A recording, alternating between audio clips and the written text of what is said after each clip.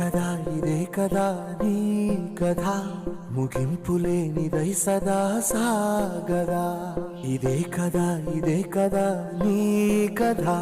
ముగింపులేనిదై సదా సాగదా నీ కంటి రెప్పలంచున మనస్సు నిండి పొంగిన ఓ నీటి బిందువే కదా నువ్వెతుకుతున్న సంపద ఒక్కొక్క జ్ఞాపకానికి 100 ఏళ్ల ఆయువుందిగా ఇంకెన్ని ముందు వేచనో అవన్నీ వెతుకుతూ పదా మనుష్యులందు నీ కథ మహర్షిలాగా సాగదా మనుష్యులందు నీ